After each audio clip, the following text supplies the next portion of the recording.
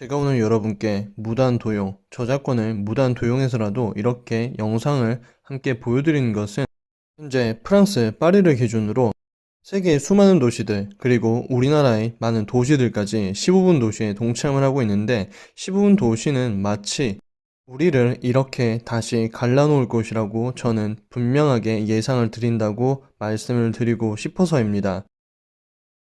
Paris is famous for its food, museums and landmarks, heavy traffic, poor air quality, and most notably, a lack of green space.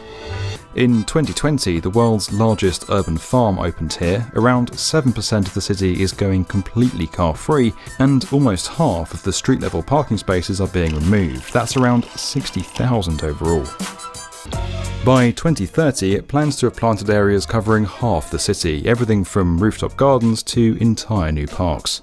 Pollution's become a big issue. With tens of thousands of vehicles passing through each day, nitrogen dioxide levels here are double the limit set out by the World Health Organization. 파리와 프랑스 전역은 지금 텐트로 뒤덮여져 있습니다. 녹색 도시를 꿈꾸는 파리는 지금 녹색 루프톱 가든을 만들려고 하지만 정작 현실은 쓰레기 더미와 난민들의 텐트로 가려진 난민들의 녹색 텐트 도시가 되지 않을까 저는 그렇게 예상을 해봅니다. It involves removing road lanes and replacing them with pedestrianised green space, adding tree tunnels to enhance air quality, and introducing dedicated cycle lanes. Pedestrianising much of the roadway would halve the amount of traffic and dramatically improve air quality.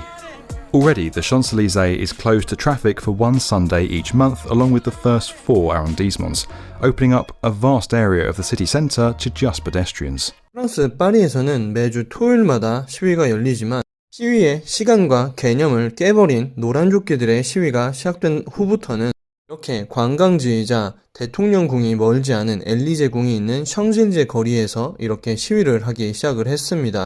주말이면 관광객들로 붐비는 동네였지만 국가의 수장들이 나라를 무너뜨리고 있고 부자와 회사를 경멸하는 사회주의적인 좌파들의 시위였지만 지금은 우파들의 시위로 바뀌었습니다. 마크롱 정권의 큰 걸림돌이 되는 이 노란 조끼들은 좌우가 없어졌기 때문에 현재 마크롱 정부가 이렇게 차단을 하려고 하는 계획이라고 저는 생각을 합니다. 일반적인 시위는 이곳에서 이뤄지지 않았지만 대통령궁과 정부의 기관이 있는 곳에서 열기 시작했기 때문입니다. $300 million scheme is part of a wider plan to make Paris greener, with less cars and better air quality. Although work on the Champs-Élysées won't begin until after the 2024 Olympics. I don't want to go back to France. You have the Olympics in 2 years. I would encourage nobody to go. Do not go to the Olympics in Paris in 2 years.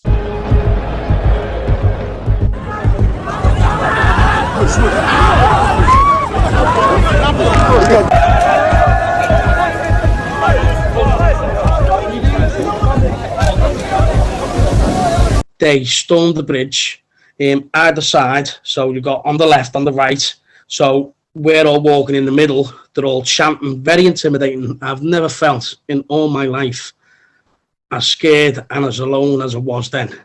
You know, they were kicking people, I seen them kicking people, punching people. I got my phone out of my pocket to check Google Maps, and they were yanking on my watch, and then I'm on the floor. My head was smacked into the floor. I had blood in my left eye. I couldn't see. I could hear my wife screaming, asking people for help. They had my wife by her hair at the back, and my son and I, we ran to my wife. She was screaming. She was asking for help. And then 5 or 6 Liverpool supporters come running over to help. Then we were surrounded by, I'd say, 60 to 70 men under the bridge. And they were running up to us and screaming in our faces. I've never felt so terrified in my life. But when I got home yesterday, I felt lucky to be alive. It was like the scene off the TV series The Walking Dead. That's what it was like with the gangs. I felt like I was just being attacked from every direction. I've never felt so scared in my life. The Eiffel Tower.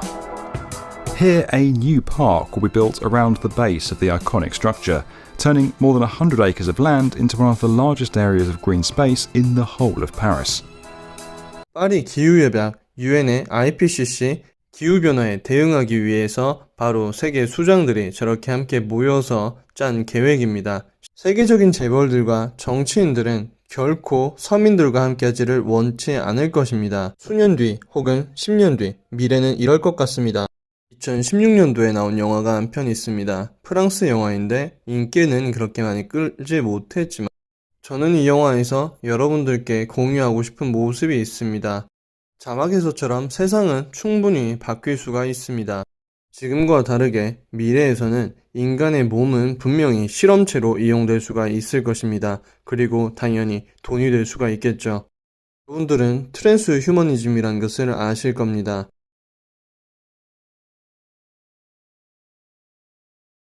이 영화에서는 파리를 아주 어둡고 폐허가 된 그런 도시로 그려냈습니다.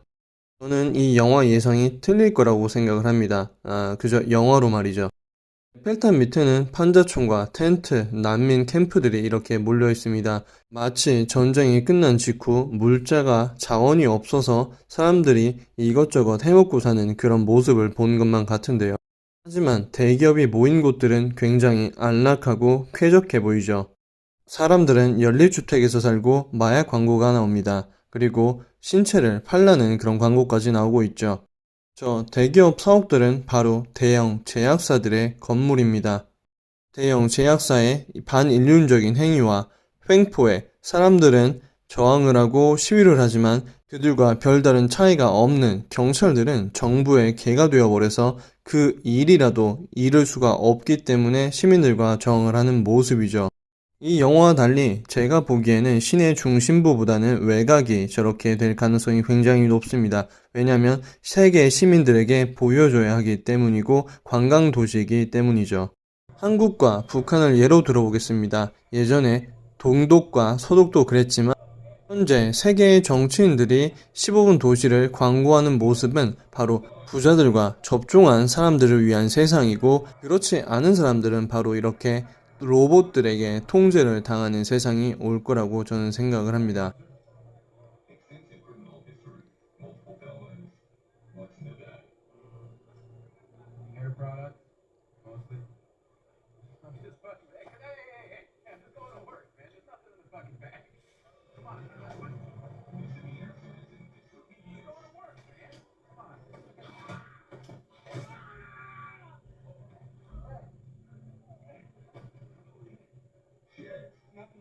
나중에 언젠가는 비접종이라는 것 자체가 범죄가 될 수도 있을 것이고 정부에 시위를 하는 것도 범죄가 될 수가 있을 수도 있습니다.